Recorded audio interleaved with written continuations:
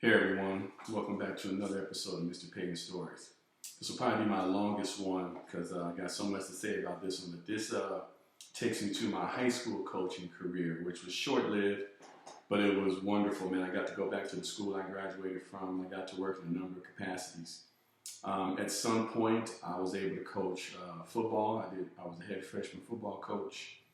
Got a chance to coach track and field with one of my closest friends now, Coach Jeff Goldstein. And I also got a chance to coach basketball at the varsity level. And when you're a varsity basketball coach, you're in charge of 3 different levels. Coaching in Maryvale is different, man, because, it's not known for basketball. So you get kids there who swear their ballers. And right now I'm going to say something that those of you who are from Maryvale, you ain't going to like it at first, but if you really think about it, you know what I'm talking about. I had a campus full of athletes, no doubt. Athletes, short, tall, skinny, fat, whatever. But I ain't had too many basketball players. I'm just keeping it honest, man. And so that makes it tough because kids are telling me something like, yeah, coach, I'm going to average this, that, and the other. And I'm looking at them like, dude, you ain't going to average that. Because I'm a basketball player and I played at the highest level, so I kind of knew. But anyway, that was the whole thing. So I don't have any one story to tell you. I just got a bunch of characters to talk to you about. I'll start with my young crew that I had that came in at that time. Jerome Jeffcoat, all the athleticism in the world, couldn't play basketball a lick. I mean, he could jump, he was strong, but as far as just understanding basketball, but it was funny because he would tell me all these things he's going to do and he's going to average a double-double. I'm like, dude, you're a 6'1", 6'2", 4. You play the power forward position at 6'1", 6'2". Yeah, you're strong, yeah, you can jump, but you ain't going to average a double-double. I had my man, Aaron DeMai, exceptional athlete, another one, super quick, long arms, everything, had all these handles, but traveled all the time in the game, couldn't remember what we were doing, and just was basically out of control. I had my man B, Big Brandon. Brandon was silky smooth, had all the game in the world, but just could never put it together on a consistent basis. And then there was Vicente. Now, this dude was a baller. Hispanic cat, maybe about 6'1", and everybody telling me, man, there's this guy, coach, he didn't come to tryouts. I said, who? When the dude showed up, I said, make it over there with the varsity. Don't even mess around over here. This guy could get it done flat out.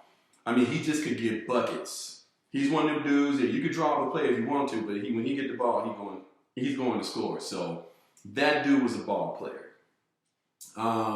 When I first got there was a kid there, man, and I'm going to tell you right now, if he sees this, he's probably going to flip me off or whatever. I don't care. I told him when I met him, I said, man, you're a pro. I watched you play. You have pro-level skills. The dude's about 6'3". He could shoot it. He could handle. He could jump. But, I mean, his jump shot was just off the chain. He had touch. He had it all. His grades weren't that strong, and he wasn't so much of a fan of going to class. So his issue was more eligibility. But when you got him on the court, he was a pure basketball player. So he was one of those guys, man, where I put him on the floor. I knew he was going to give me buckets, but I never knew from game to game, one, if he was going to be eligible, and two, if he was going to be in tune with the rest of the squad. But with all those guys, I had 2 more dudes who became a cornerstone of my program as it was. My man Conrad, my point guard, just outstanding player, had the handle, had the jump shot. He was a smaller guy, maybe about 5'7", 5'8", but, he went hard. He's one of those dudes, man, he's a little bit street, had a rough life. So I knew when he was on the court, man, he wasn't going to ever slack because it was just in him to be tough. So I knew he was going to give it to me.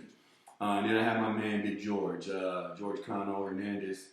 When I met him, he's about 6'3.5", 6'4", ended up being about 6'5", 6'6". But just put in the work, man, and he was another one of my ballers. So all in all, I maybe had 4 basketball players in 3 years, man. But they gave me everything they had. And I just remember trying to navigate, man, and players, you already know, I'm keeping 100. I made so many mistakes, so many. The biggest mistake I made was putting expectations on them. I thought it was a good thing to tell the player, hey, you're going to average 20 and 10.